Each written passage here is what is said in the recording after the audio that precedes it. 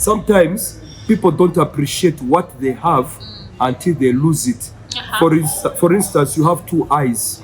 You lose until you lose one eye, then you'll know that wow, we had two eyes, now we no longer have that eye. Yeah. So why do you have to wait until bad things happen to know that what you had was good? But the Bible itself says, let the poor say that I am rich. If you say I am poor, you remain poor for the rest of your life, and perhaps you pass it to the next generation. Meaning that what you imagine is where life will take you. If you were born poor, in abject poverty, it is not your fault.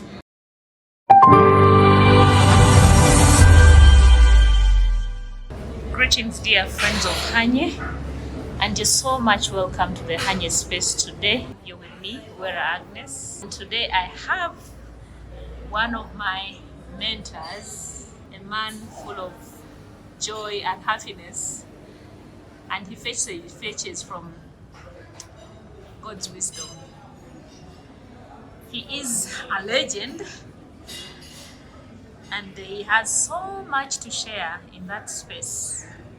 A legend in the space of journalism, of communication and public speaking. It comes to mindset and mainly attitudes. And today I'm super happy that he's going to speak to us in relation to attitude. How do you work on your own attitude, and how do you support others to change their attitude towards life? You're welcome. Let our viewers at the Hagne space know, who is this legend? Over to you. I'm greatly honored and humbled to be called a legend. I did not know that I am, but I greatly admire Agnes' work. If she may allow me to reveal a secret, before she started this YouTube channel, Yes. I was among the people who encouraged her. And I'm very excited that you have been very consistent and I've been following you. Well, my name is Alec Kayamba Muhoho. I live in Mombasa, Kenya, Uganda, and sometimes Rwanda. So when I come to Rwanda, I become a bit emotional. So yes, I was a journalist. I worked for Radio Rwanda for a number of years. I started as a newscaster. I had a program known as the Beacon, the youth program. I met who is who in Rwanda that time. I was young but very excited. And over time I realized that my passion is more than journalism, and that's where I came into issues to do with attitude change, and that's where I am for the last almost 24 years now. Thank you so much, Alec, and I'm really super happy to host you today and for the journey thus far. Thank you so much for pushing me to start this, and I really believe that our conversations can create change in the minds of the viewers. Our goal is to have happy minds, refreshed emotions, and talk about so many things, including physical and financial wellness. So Alec, beyond what you just told us, I know you speak about the change that begins with the mind. But as I mentioned in our introduction, I would like you to give us a glimpse of what it is when we speak about attitudes. Okay, first and foremost, I want to say what attitude change is not. Many people assume that when you have a positive mindset, it means that you don't have problems and challenges. They believe that when you have a positive mindset, you are already rich, healthier, you live for a very long time with no single challenge. But attitude change, particularly when you talk about positive mental attitude, minus the element of resilience, then that cannot be practical. Sometimes people don't appreciate what they have until they lose it. For instance, you have two eyes. Until you lose one eye, then you'll know that wow, we had two eyes, now we no longer have that eyes. Yeah. So why do you have to wait until bad things happen to know that what you had was good? If you go to the, if you may allow me to go to a bit to the Bible, there was an 11-day journey in the wilderness when the Israelites were under slavery for 450 years. But that 11-year journey became 40 years plus because they had a negative attitude.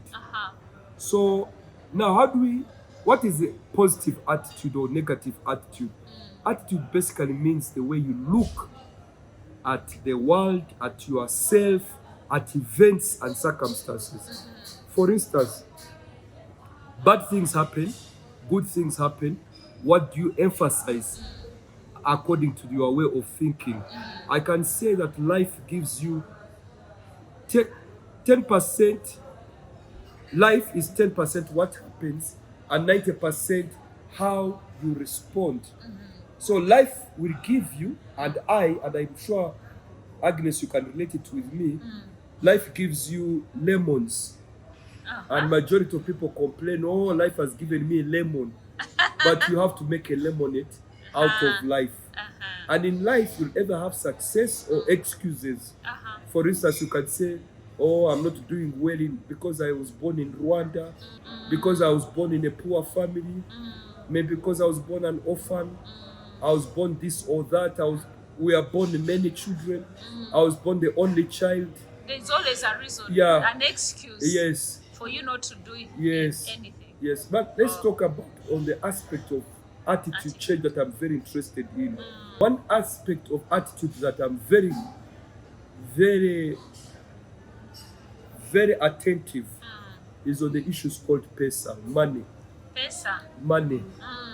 Now, when you go to Kenya, you'll hear it's almost like a national anthem wherever I go. In Kenya, mtu anakuambia, oh, hakuna pesa, meaning there is no money. Then when you go to Uganda, they speak in Uganda, tewale sente zibuze, money is lost. When you hear in Rwanda, they say amafaranga yarabuze. Then sometimes you can hear amafaranga ni mabi. So we need to change our attitude towards money to have a positive mindset. Now, a negative attitude, what proves that there is a negative attitude concerning money, there's what we call scarcity mindset. Now, if your mind always thinks what is lacking, you are thinking about bankruptcy, you are thinking that there is no money, you are wondering how, you are worried about money, trust me, you'll be in those conditions forever until you change your mindset. If you don't have money today, and I've been battling that for a very long time myself. Yes. You have been programmed. I have been programmed. Most of us have never had, even in schools, they don't teach about money. You are always, you read in newspapers, they'll show you there's economic hardships. The Bible itself says, let the poor say that I am rich.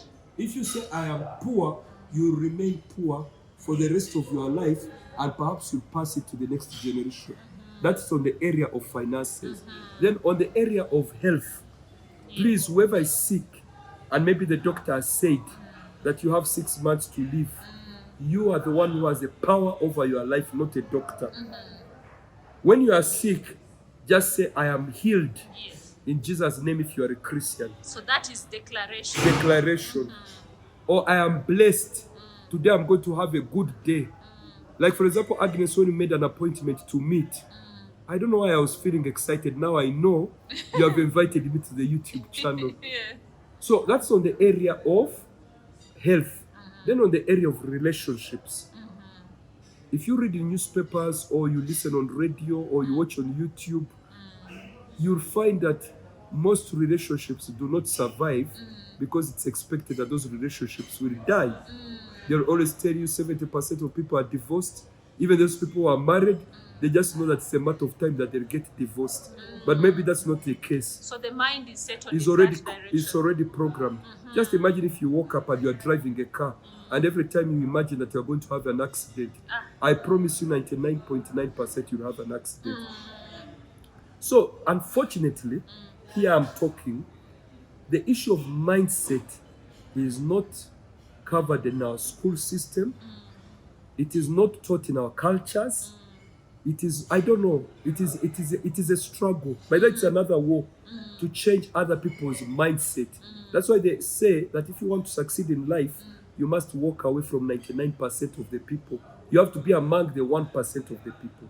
Oh my God. Meaning that if you look at Bill Gates, for example, or Elon Musk, or what is his name, Bezos, this Jeff guy, Bezos. Jeff Bezos, and all those with The people with money. people with not The money, rich ones. people who have trillions of dollars or billions of dollars. Yes.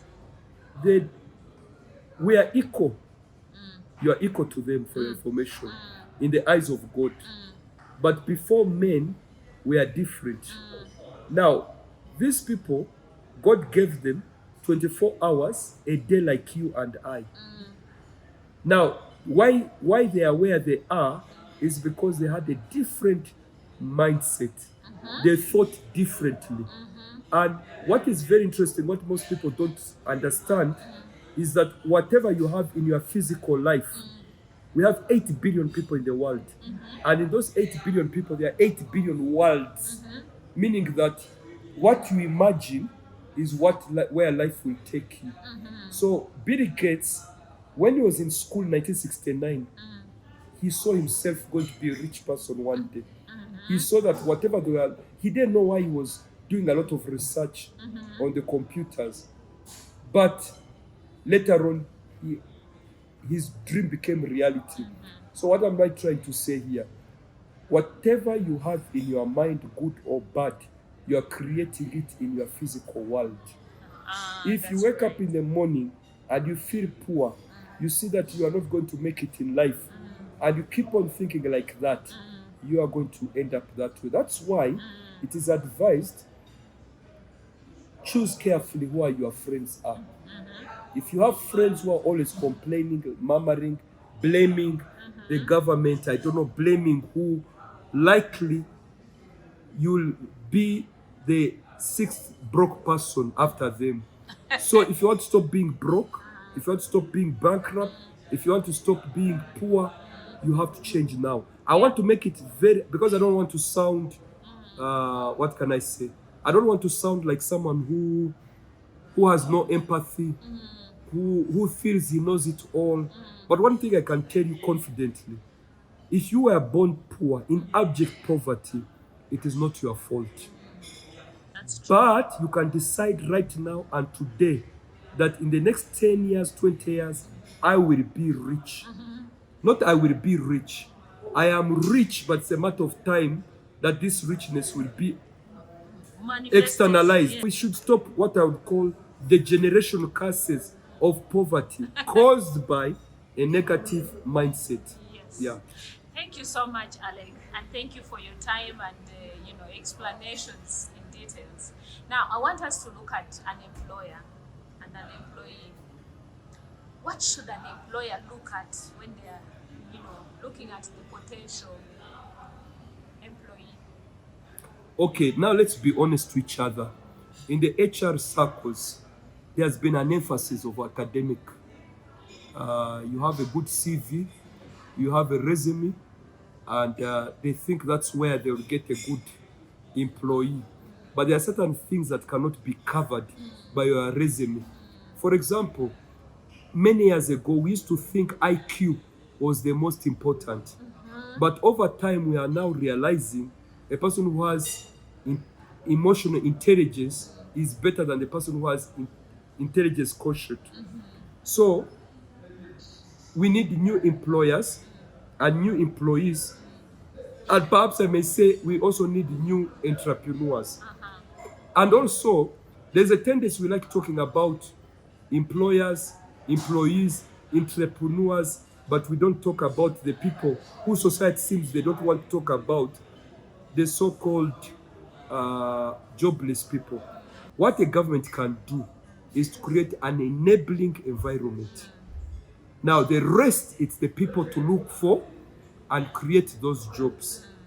Now, for those employers, you can imagine an employer, he has a lot of money and he employs people, but he still micromanages their work. He doesn't even have time to sleep. is dying of stress. And a modern employer has to look for, let me say, if an employer is good, usually you have to be, before you become an employer, maybe it would be good enough for you to have been an employee.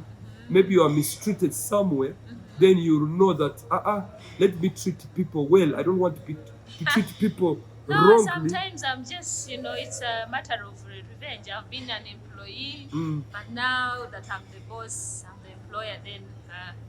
No, I'll give you, you have reminded me of a story. In Yes. Uganda, it happened. There was an employer who was getting 5 million from his work per month, which was a lot of money in Uganda over 40, almost 38 years ago. And the person who was bringing business for him, he was paying him less than 50,000 Uganda shillings per month. And he was doing it deliberately. But fast forward, life afterwards. This person, his business closed down, and he saw his former employee driving a Prado. He has built houses, and this employer did not have money. So what am I trying to say here? Whether you're an employer or an employee or a jobless person, with a positive mental attitude, if you are an employee, let me talk about, let me digress a bit. I go to an employee. One time I went to a certain university, I'm not going to mention the university. Then we asked them, the students, put any salary you want. One said 1 million, another one said 2 million, another one said 3 million, another said 20 million. Okay, that's what happened. It depends now on the Then budgets that you already have in mind. the as a second student. question was, why do you want that money? One said, I want to look after my mom. Another said, I want to build a house for my wife. Another said, you can't believe it. Out of around 60 students, not even one mentioned about the interests of an employer. Meaning that there is a love-hate between employers and employees as how men and women talk about each other. Have you heard of a situation whereby some women can say, all men are dogs, all women are like this? I'm sure you have heard of that. Those negative things you get from the society. Yeah. So, but until the real employer, the real boss, by the way, is not the MD or a CEO. The real boss is the customer, The client. the client. You can put the best infrastructure. I also notice some employers, as soon as they spend a lot of money in infrastructure, that's enough. They'll find it very difficult to pay well an employee. But what they don't understand, an employee is like the ambassador of the employer when the employer is not available. But if an employer does everything, then you know that that company will not grow. It will not grow to the next generation. Because they have spent everything. No, they use all their, like for example, I'll give you an example. You tell yourself, you know what, I don't want my children to suffer. Now, unfortunately, when you leave the world, the big buildings, as soon as you go, the children will rush selling off the property that was there. Because that's not their priority, maybe. You never trained them. But you may say no, you may give an excuse. Let's go to our brothers and sisters who are Indians. Why is it that Indians have generation business from one generation to another? They prepared them. So, let me put it this way. The current employee, the current employer, I would wish they become statesmen and stateswomen. A statesman and a stateswoman thinks about the next generation. 25 years, 30 years from now. Imagine when you employ your son to come and work for you in the company, you don't start him off as a managing director.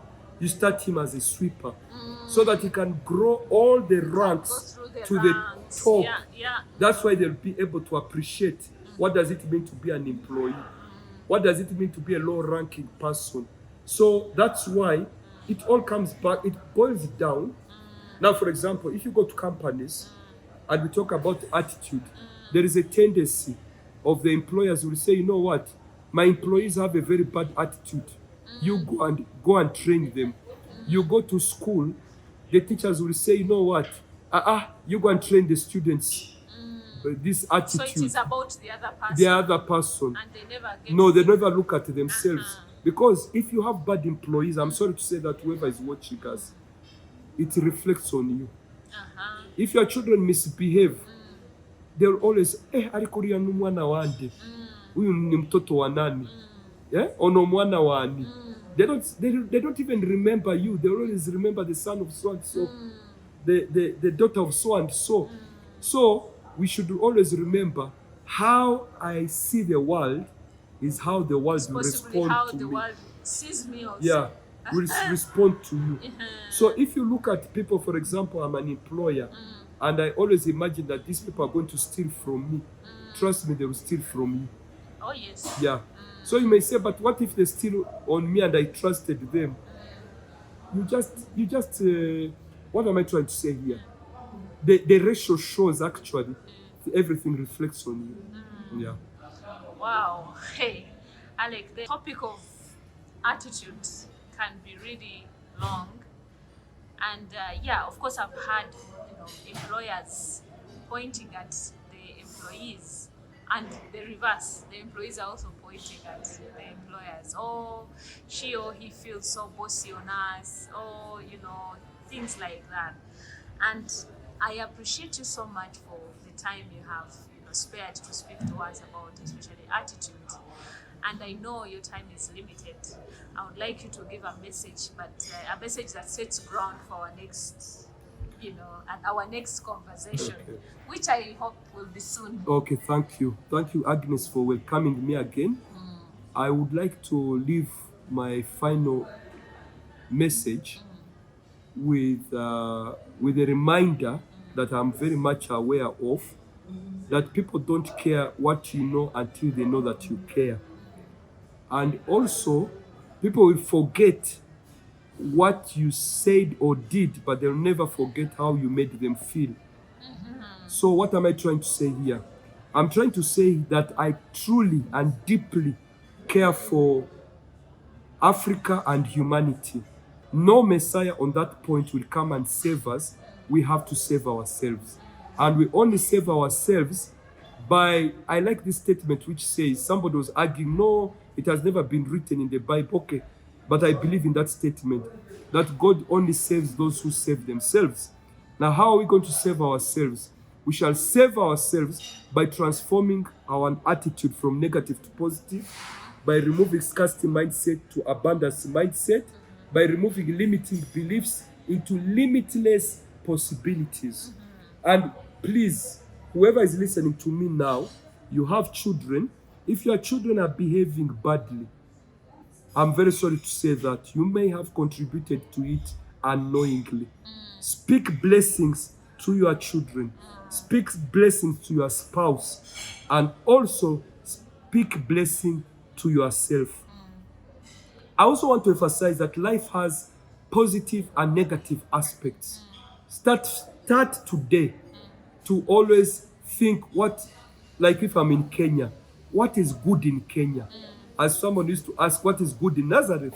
There's a lot of good happening in Kenya, good happening in Uganda, good happening in Rwanda, and in Africa. Yes, there are also bad things that are happening, but don't emphasize that. Let's focus for our next generation, and let's not destroy what we have already built. We destroy by what we have built through negative mindset. Do you remember a situation whereby when a man and a woman are in courtship before they marry, or they get married, or before they have a wedding? Because I separate the difference of weddings and marriage. So of course they are different. They are different, but people don't, they mix them, they don't know the difference. So usually when people are in courtship, they tend to do so well because they expect the best from each other. Now, as I was saying, that when people are in courtship, they tend to expect the best in each other. But when the ring gets into one's finger, or we go to church, we say for better, for worse, then somehow, somewhere, most marriages are having problems because of the law of familiarity sets in. When people become too used, even the good things appear to be bad. So they begin taking each other for granted. So we need to be creative to maintain positivity in everything and for the rest of our lives. If, for example, you stay in the same house for 20 years, you have never even shifted one bed from one room to another or changed anything or curtains or bed sheets, then definitely you start seeing everything as bad. So positivity also means that we have to be creative. Now, if you're in a very, very abject poverty or illness or poor relationships, always remind yourself that this is a new era. I must think positively, and this positive thinking will help you to move forward. Whatever is happening, you have control of what you can do. Let's put it this way. Majority of things are outside our control.